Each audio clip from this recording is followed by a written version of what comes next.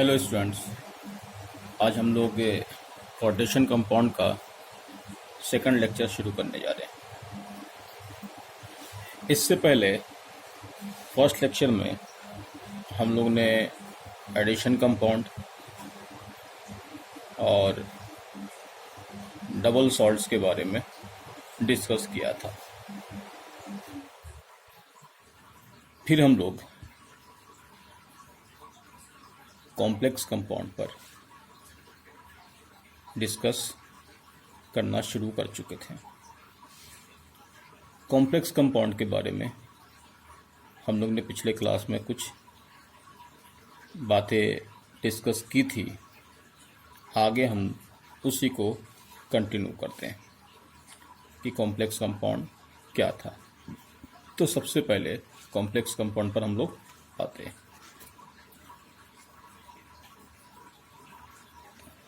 Complex compound के बारे में जो हम लोग को बताया गया कि complex compound means those which retain their identity in solution, है ना। मतलब ऐसे केमिकल जो पानी में जाकर के एक नई आइडेंटिटी दिखाते हैं। जैसा कि देखा था हम लोग ने कि डबल सॉल्ट जब अर्थ के सरफेस पर तो अलग दिखता है, लेकिन पानी के अंदर वो अपनी नई आइडेंटिटी नहीं दिखा पाता। कॉम्प्लेक्स में हम लोग ने एक एग्जांपल पिछले क्लास में डिस्कस किया था। वो एग्जांपल हम एक बार फिर से लिखते हैं। K4FeCN6 एक एडिशन कंपाउंड था जिनको एक्वा सॉल्यूशन में ऐड करने के बाद 4K प्लस FeCN6 4 माइनस में टूटा था। क्योंकि ये केमिकल इनके अंदर मौजूद सारे कंस्टिट्यूएंट आयंस में नहीं टूटता है, तो इनको हम लोग कॉम्प्लेक्स कहेंगे। डेफिनेशन में यही तो बताया गया था कि कॉम्प्लेक्स कंपाउंड वैसा कंपाउंड होता है जिसमें जितने कंस्टिट्यूएंट आयंस दिख रहे हैं सबके सब पानी में नहीं आते हैं। ठीक है। अब देखिए रिटेन देयर आइडेंटिटी का क्या मतलब हुआ। पोटाशियम साइनाइड को K प्लस और Cn माइनस में आयोनाइज कर लो। आयरन साइनाइड को भी Fe2 पॉजिटिव Cn माइनस में आयोनाइज कर लो। ये केमिकल जो है इस तरीके से आयोनाइज हो गया। अब ये इंडिविजुअल सॉल्ट आयरन और साइनाइड में कन्वर्ट हो जाता है, टूट जाता है। Potassium cyanide K plus Cn minus में टूटता है। जबकि ऊपर वाले केमिकल को देखा जाए तो इनमें आयरन और साइनाइड मिले हुए हैं, यानी कि इन दोनों से मिला हुआ केमिकल जो ये है एक नई आइडेंटिटी दिखाता है जिसमें आयरन और साइनाइड का कंबाइंड फॉर्म है। इसीलिए इसको हम लोग कॉम्प्लेक्स कहते हैं। तो डेफिनेशन आपके पास यही था। यहाँ पर जो देखा गया कि कॉम्प्लेक्स कंपाउंड का मतलब retain their identity in solution, यानी कि जब दो कंपाउंड को आपस में कंबाइंड करके एडिशन कंपाउंड बनाया जाता है और वो एडिशन कंपाउंड जब पानी के अंदर आते हैं तो पूरी तरीके से आयोनाइज नहीं होते हैं। Number 2, complex compounds do not give the test of all constituent ions. सही बात है, क्योंकि जब ये कॉम्प्लेक्स हैं तो आपने देखा ना कि इनके आयंस जो कंस्टिट्यूएंट आयंस हैं वो सारे के सारे पानी में तो आ ही नहीं रहे, तो आप सभी का टेस्ट कर ही नहीं सकते। मतलब आप यहाँ पर आयरन और साइनाइड का टेस्ट नहीं कर सकते क्योंकि it is a single entity. तो इन हिसाब से कॉम्प्लेक्स कंपाउंड में जितने भी कंस्टिट्यूएंट आयंस होते हैं उन सारे कंस्टिट्यूएंट आयन का टेस्ट नहीं कर सकते क्योंकि वो सारे आयंस तो पानी में आते ही नहीं हैं। अब हम लोग कुछ एग्जाम्पल देख लें कॉम्प्लेक्स का। देखिएगा, K4FeCN6 को एक्वा सॉल्यूशन में ऐड करते हैं 4K प्लस FeCN6 4 माइनस। उसी तरीके से ZnNH3 SO4, तो इनको हमने तोड़ा है ZnNH3 2 plus SO4 minus. K2NiCN4 2K plus NiCN4 2 minus. KAgCN2 K plus AgCN2 minus. उसी तरीके से Na AuCN2 Na plus AuCN2 minus COH2 whole 6 Cl3 और यहाँ आपके पास COH2 whole 6 3 plus 3Cl minus. अब आपको यहाँ पर एक चीज़ और दिखा दे कि यहाँ पर तो चार्ज आप देख रहे हैं 4 minus 2 plus 2 minus minus minus 1 3 plus. ये चार्ज कैसे पहचाने हम लोग? तो अभी आपको हम एक तरीका बताते हैं। वैसे चार्ज हम लोग दोनों तरीके से निकाल सकते हैं, यहाँ से भी निकाल सकते हैं और यहाँ से भी। लेकिन अभी आप काम क्या कीजिएगा कि स्क्वायर ब्रैकेट के जो बाहर जो आयन है उसी के अकॉर्डिंग आप चार्ज को इक्वेट कर लीजिएगा। जैसे पोटाशियम पर चार्ज +1 होता है, +1 को 4 से मल्टीप्लाई कर दो तो कितना होगा 4 प्लस। अगर ये 4 प्लस है तो यहाँ पर चार्ज कितना आएगा 4 माइनस। तो देखिए है ना 4 प्लस 4 माइनस। सल्फेट पर चार्ज कितना होता है -2। जब ये -2 है तो इस पर चार्ज कितना आएगा +2। तो ये देखिए +2 -2। पोटाशियम पर चार्ज कितना होगा +1। तो कितने पोटाशियम है 2 प्लस है, यानी कि 2 है तो 2 प्लस हो गया। तो यहाँ पे कितना आएगा 2 माइनस, तो 2 प्लस 2 माइनस हो गया। उसी तरीके से के पर चार्ज कितना होगा +1। तो यहाँ चार्ज क्या आएगा -1 है। सोडियम पर चार्ज कितना होगा +1। तो यहाँ पर चार्ज कितना आएगा -1, यहाँ -1 है। Cl पर चार्ज कितना होता है -1, -1 इंटू 3 माइनस, तो इस पर चार्ज कितना होगा +3। तो ये हो गया चार्ज को इक्वेट करने का तरीका, यानी किसी केमिकल को आप चार्ज किस तरीके से लिखेंगे। हम आपको इनको आयोनाइज करने का तरीका भी दिखा दें, जो केमिकल वहाँ लिखा हुआ। जैसे अगर हम इन केमिकल को ऐसे लिख दें AlCl3, तो कोई बताएं मुझे AlCl3 को कैसे आयोनाइज करोगे? तो आप बोलोगे Al3 पॉजिटिव और 3Cl माइनस। एक्वा सॉल्यूशन में ऐसे एनालाइज करेंगे तो वही सेम केमिकल देखिएगा। ये एक सिंगल एंटिटी मैंने मान लिया, ये वाले केमिकल जैसा कि ऊपर है। तो जब ये सिंगल एंटिटी तो इसको भी एक सिंगल एंटिटी मान लो। अब देख लो इस केमिकल को NaCl ले लो, इसको एनालाइज कैसे करोगे Na प्लस Cl माइनस। देखो Na प्लस ले लिया और ये क्या है Cl माइनस, एक सिंगल एंटिटी है ना। तो देखो ये भी सिंगल एंटिटी, मैंने कहा ना कि ये मिले हुए आयन हैं, इनको आप अलग अलग कोल्ड साइनाइड मत कहोगे। सेम उसी तरीके से आप ले लो KCl है ना, इसका तो क्या लिखोगे K प्लस और Cl माइनस। तो K प्लस ये हो गया और इसको पूरे को Cl माइनस रिप्रेजेंट कर दो। उसी तरीके से आप लिख दो K2S। तो K2S को कैसे लिखोगे K प्लस है ना 2K प्लस और S2 माइनस। तो आप ऐसे ही मान लो, देखो है ना 2K प्लस, और इस पूरे को जो यहाँ पर लिखा हुआ केमिकल उसको इससे रिप्रेजेंट कर दो। यानी आप जैसे सिंपल कंपाउंड का आयोनाइजेशन समझते आ रहे हैं वैसे ही कीजिएगा, तो आपको कंपाउंड में दिक्कत नहीं आएगी। इनको लिख दो MgSO4। तो MgSO4 को कैसे आयोनाइज करोगे बताओ Mg2 प्लस और SO4 माइनस। तो ये हो गया Mg2 प्लस इनको अकॉर्डिंग, ठीक है।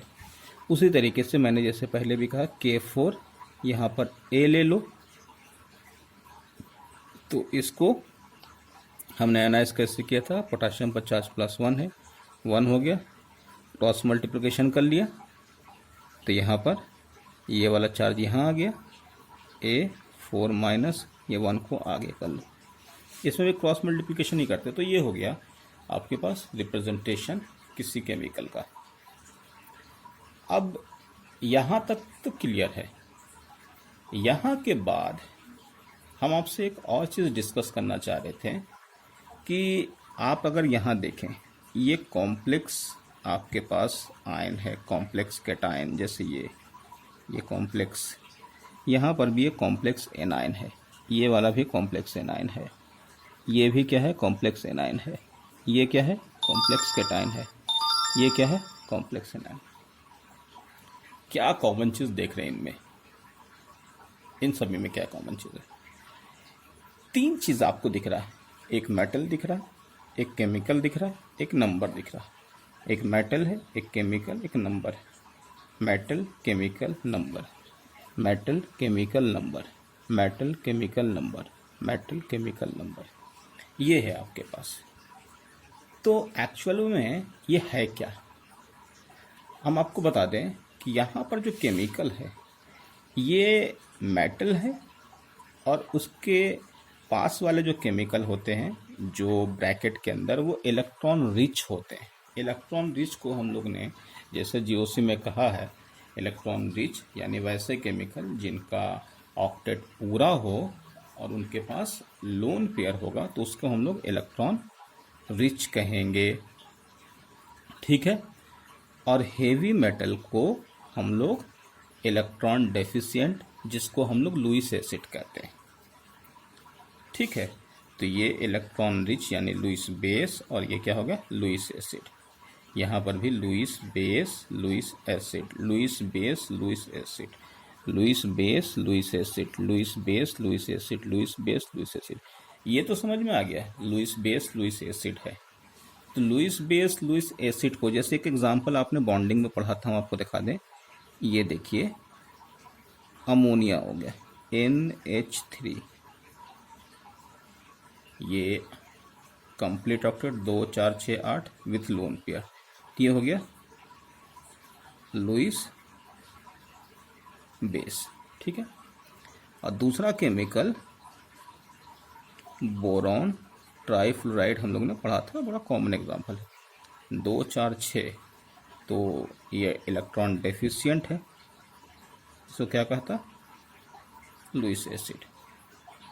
तो हम लोग ने क्या किया था, लुईस बेस और लुईस एसिड के बीच में एक इलेक्ट्रॉन पेयर डोनेशन से एक बॉन्ड पढ़ा था, इसको हम लोग ने कोऑर्डिनेट बॉन्ड कहा था। तो ये इनके बीच में कोऑर्डिनेट बॉन्ड होता है। यहाँ पर यही है, वो जो भी केमिकल आपको दिखता है ये लुईस बेस है और ये लुईस एसिड है, इनके बीच में कोऑर्डिनेट बॉन्ड के थ्रू उस मेटल को पकड़े हुए है, यानी उनको वो इधर उधर जाने नहीं दिया, उनकी डेफिशिएंसी को दूर कर रहे हैं। तो ये लुईस बेस और लुईस एसिड के बीच में कौन सा बॉन्ड है बताओ, कोऑर्डिनेट बॉन्ड।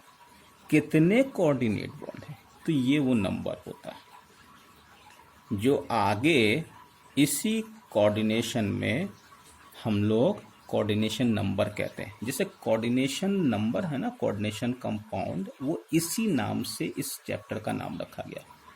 कोऑर्डिनेट बॉन्ड के थ्रू एक लुईस बेस मेटल के साथ बॉन्डेड होता है, इसलिए इस कंपाउंड का नाम कोऑर्डिनेशन कंपाउंड कहा गया है।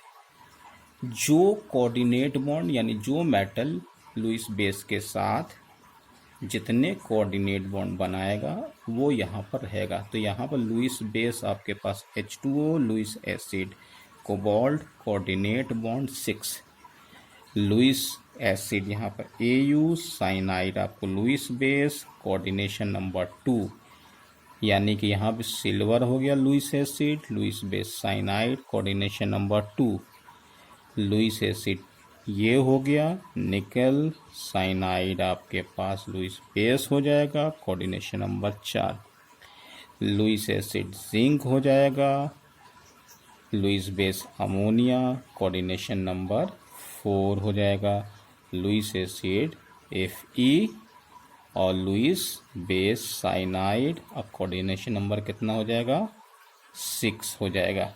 तो ये आपके पास तीन चीज हमेशा कोऑर्डिनेशन कंपाउंड में या कोऑर्डिनेशन आयन में रहता है, यानी कॉम्प्लेक्स आयन में। तो ये हमेशा फिक्स रहेगा, जो कि मैंने आपको दिखाया, ठीक है।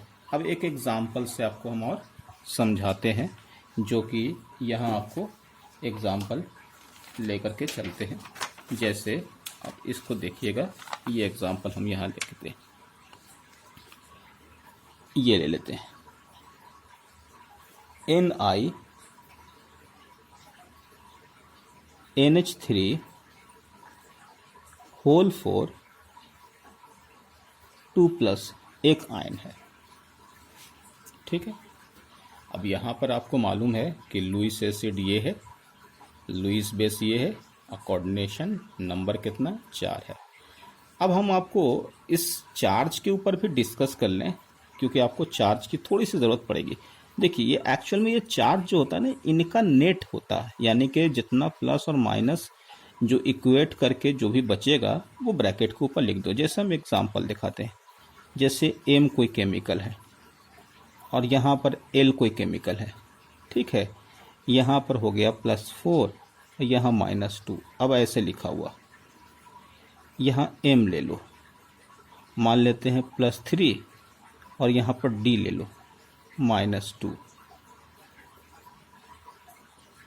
एम ले लो, ठीक है। और यहाँ पर आपके पास कोई ले लो कंपाउंड, सी ले लो, सी पर चार्ज 0, और यहाँ पर ले लिया 2, एम ले लो, मान ले के चार्ज यहाँ पर 1 ले लिया, और यहाँ पर ले लिया टी ले लिया, चार्ज -3 ले लिया। अब बताओ क्या है, 4 + 2 माइनस, तो कौन ज़्यादा हो रहा है, 2 प्लस ना, वो यहाँ पर आ जाएगा। 3 + 2 माइनस, कौन सा चार्ज बच रहा है, +1, वो लिख दो। 2 + 0 तो क्या हो जाएगा नेट, 2 प्लस आ जाएगा। 1 + 3 माइनस क्या हो जाएगा, -2। तो ये चार्ज हुआ।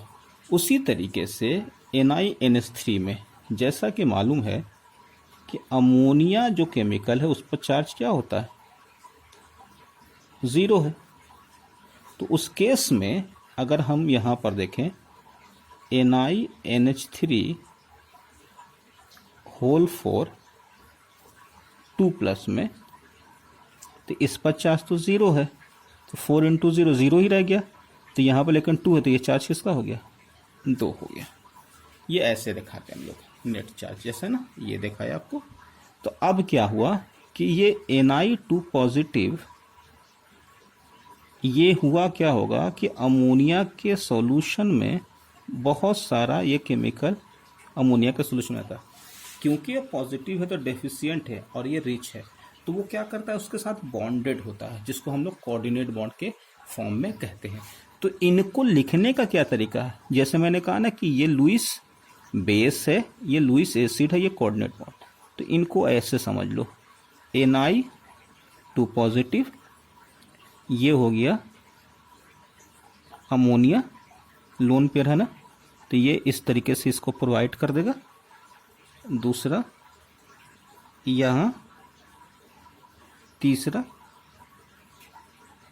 NH3, चौथा ये ऐसे हो गया इस तरीके से।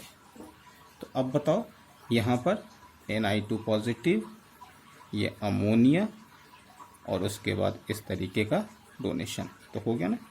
तो ये एक्चुअल में क्या होता है कि मेटल होता है, मेटल आयन, और यहाँ पर से लुईस बेस, ये कोऑर्डिनेशन नंबर, ठीक है।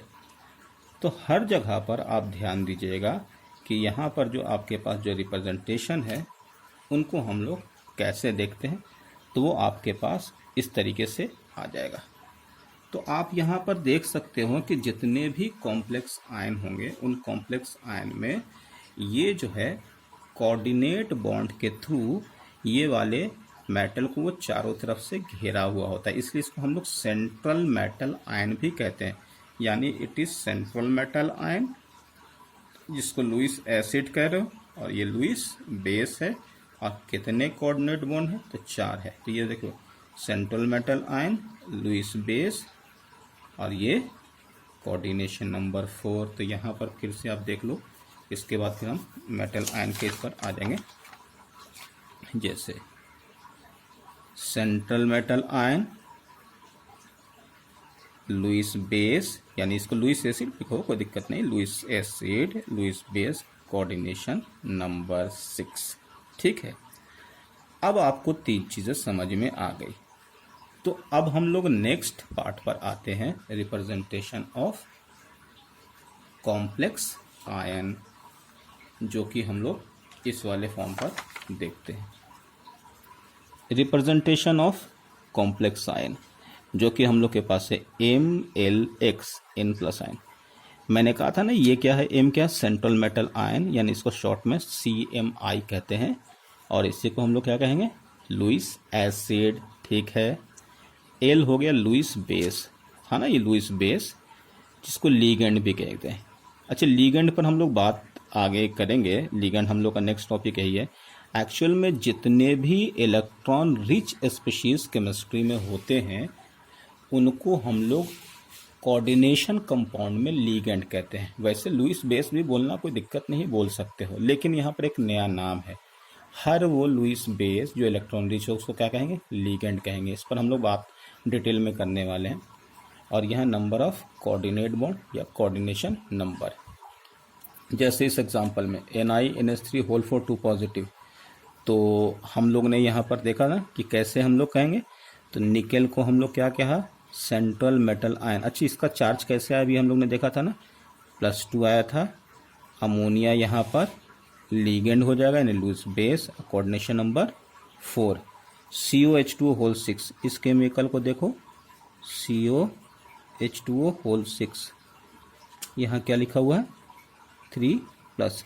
अब फिर से बताओ, H2 पर चार्ज कुछ तो नहीं होता ना, 0 होता है, इसलिए इस केमिकल को COH2O होल 6, 3+ में 6 × 0, 6 × 0 यानी कि 0 हो जाएगा।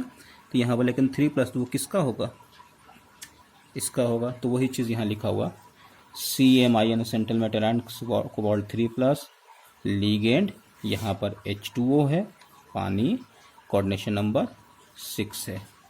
ठीक है। कुछ और केमिकल का यहाँ पर एग्जाम्पल देख लें, कुछ और एग्जाम्पल देख लो, आप मुझे बताते जाओगे। FeCN whole 6, 4-। इस केमिकल में यहाँ पर देखिए, ये मेटल आयरन है, आयरन पर चार्ज वेरिएबल होता है, तो आप डायरेक्ट नहीं बता सकते। तो इसके लिए तरीका क्या है कि आप सबसे पहले साइनाइड पर चार्ज देख लें। साइनाइड पर चार्ज हमेशा फिक्स होगा, वो क्या होगा, -1। तो ठीक है, तो इन केमिकल में आयरन ले लो, CN होल 6, 4-। साइनाइड पर चार्ज कितना है, -1, तो -1 × 6 कितना हो गया, -6। जब इस पर -6 है, यहाँ 4 बच रहा, तो यहाँ पर कितना होना चाहिए, कितने माइनस घटे, 2 ना, तो 2+ हो गया। तो इसमें बताओ सेंट्रल मेटल आयन कौन हो गया, Fe2+। लीगेंड कौन सा हो गया, CN-। कोऑर्डिनेशन नंबर कौन सा हो गया, 6 हो गया।